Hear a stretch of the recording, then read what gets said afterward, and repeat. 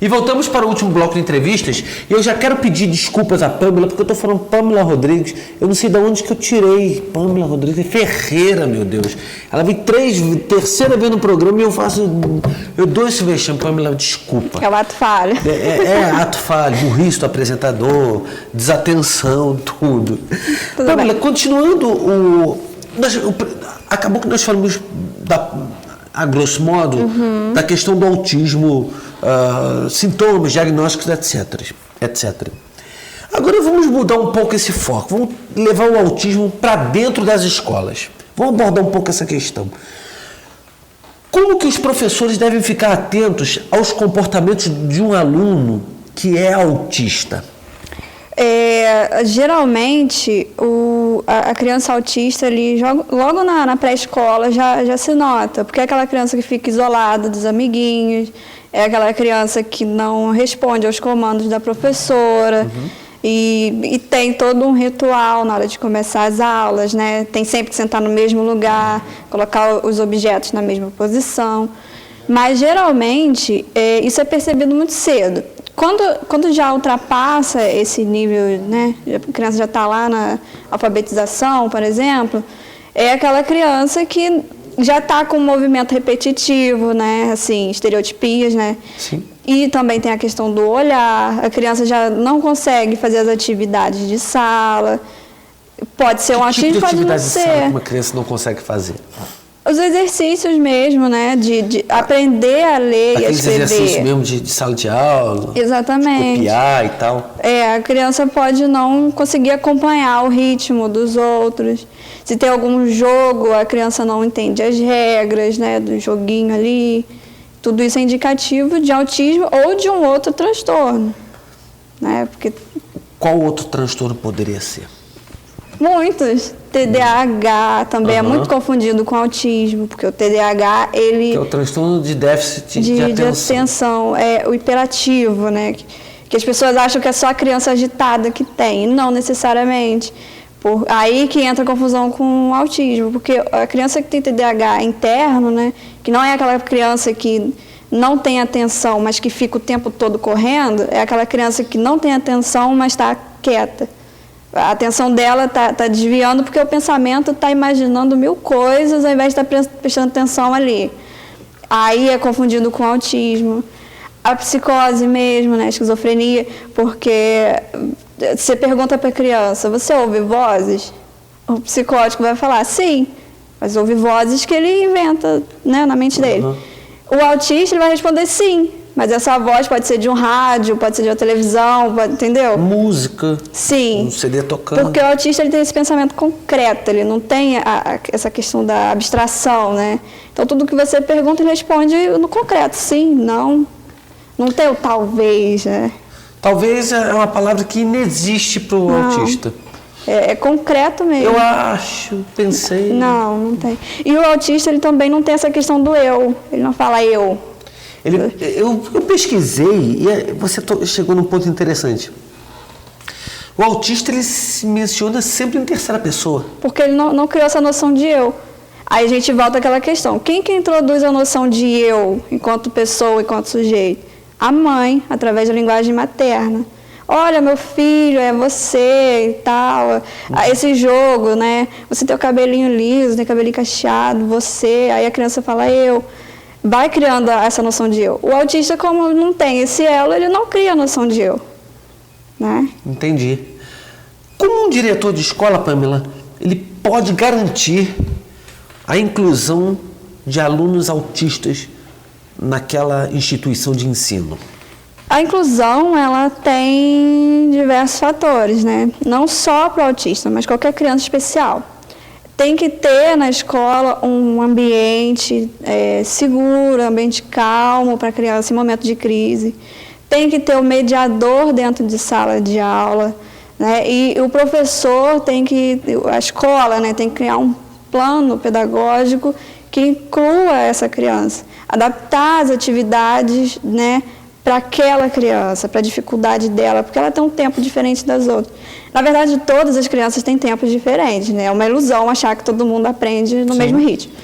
E a partir disso a criança vai se incluindo. Aí isso aí já é um problema da escola, que a escola estabelece um ritmo, tem uns que vão mais rápido, outros moderados e outros mais lento.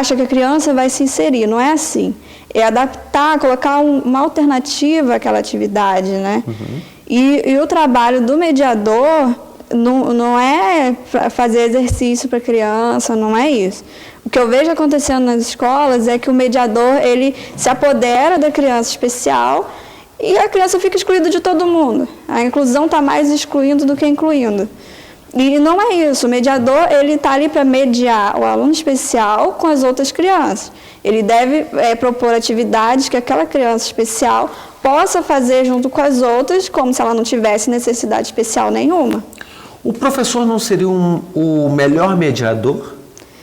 O professor, ele também faz esse papel de mediação, indiretamente. Ele media a escola e os alunos, né? Já existe isso. Mas acho que para o professor fazer essa atividade é um pouco mais complicado, porque tem que dar conta da turma inteira, né? E o mediador... São 32, 35 alunos. É muita criança para um professor só. Então, é ideal sim ter um mediador, mas esse mediador não pode ficar sempre ao lado da criança. Ele tem que estar ali no momento de crise, saber manejar aquela crise, né? Saber incluir a criança nas outras atividades, num trabalhinho de grupo. Porque eu percebo que às vezes tem o trabalhinho de grupo, o mediador pega a criança e faz com a criança. Não, é para a criança fazer junto com o grupo. Não é com o mediador. Aí entra a importância da aula de educação artística. Também.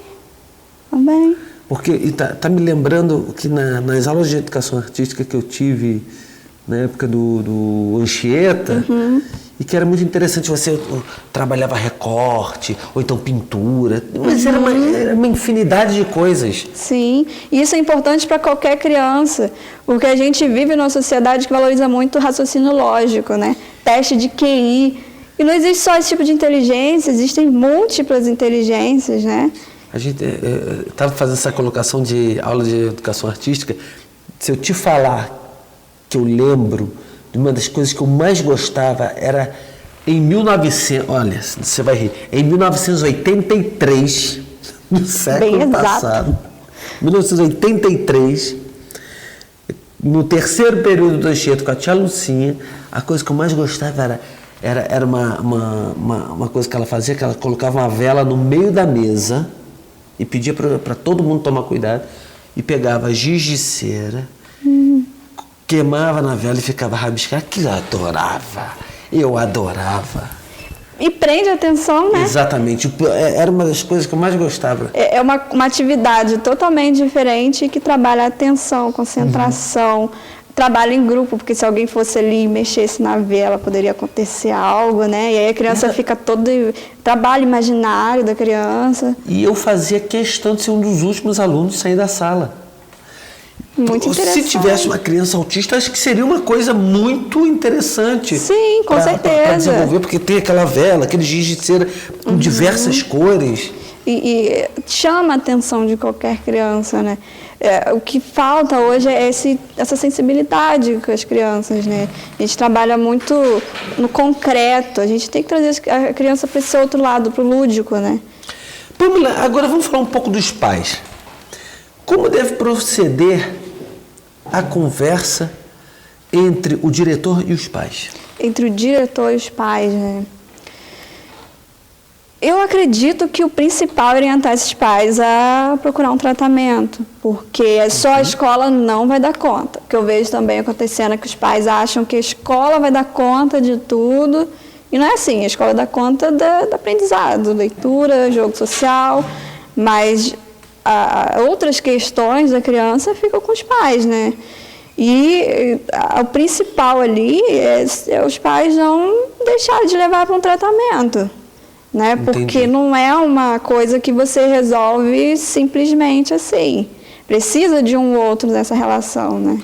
E dentro dessa conversa é inserido também a questão das dificuldades dos pais em matricularem seus filhos nos colégios?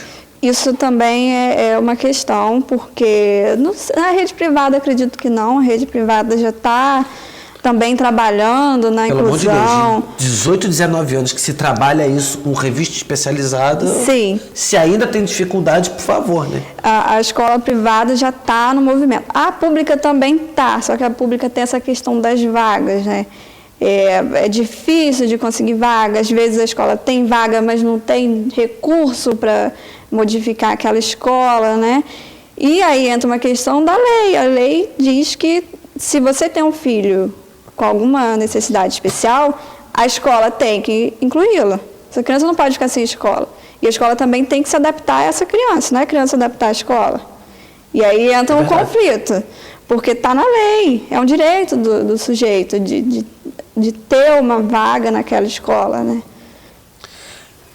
Como que os pais, Pamela, agora para a gente, já que nós estamos no final do programa, para a gente poder fechar bem, e já que o tema é muito rico, como que os pais devem ajudar no desenvolvimento de um filho autista?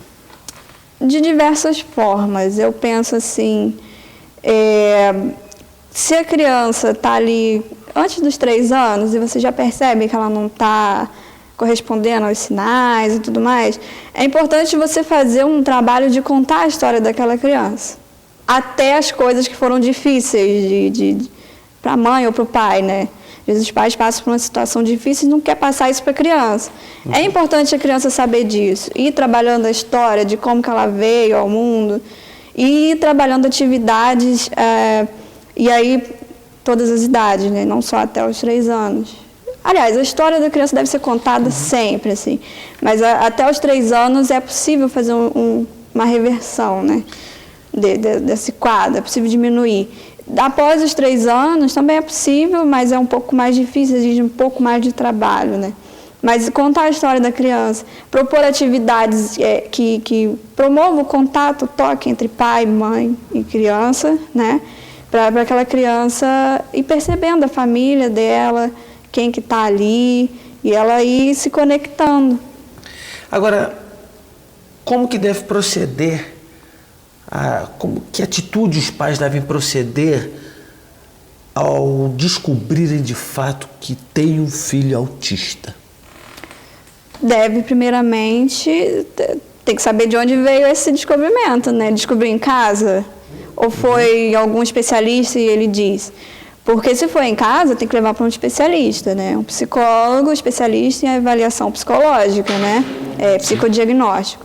Levando nesse profissional, ele vai fazer são de 8 a 10 sessões, né? Para averiguar se de fato a gente está falando de autismo, porque não é tão simples de identificar, né?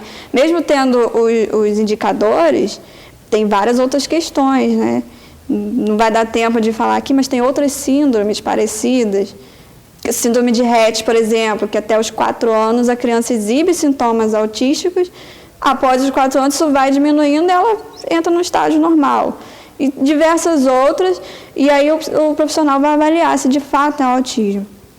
Se não for, vai fazer e se for também, vai fazer um trabalho com o psicólogo, com a fono. E se já estiver no estágio avançado, porque às vezes eu vejo crianças com 14 anos já, né, adolescentes, que os pais ignoraram até lá, chegou lá, ai, meu filho tem autismo. Aí já entra um fisioterapeuta em jogo, né, para trabalhar a questão motora, porque é prejudicada também. Então, são esses conjuntos de profissionais. Pamela, chegamos ao final de entrevistas. Muito rápido. Rápido, com um tema desse, com a conversa flui, que é uma beleza. Muito obrigado pela sua participação. Eu que agradeço. Eu espero que você possa voltar ainda nessa temporada mais vezes. Eu também. Com mais assuntos, com o que você posta no Stories. Eu gosto mais de stories, que é mais dinâmico, as pessoas respondem. Você dá umas explicações muito interessantes nos seus stories que eu adoro essa área de psicologia. Que bom. Muito obrigado pela sua participação. Eu que agradeço. O Entrevistas fica por aqui. Semana que vem nos encontramos numa próxima atração inédita. E lembre-se, Se inscreva no canal do Entrevistas no YouTube e acione o sininho para poder receber as notificações. Tá ok? Muito obrigado pela sua audiência e até lá. Ok.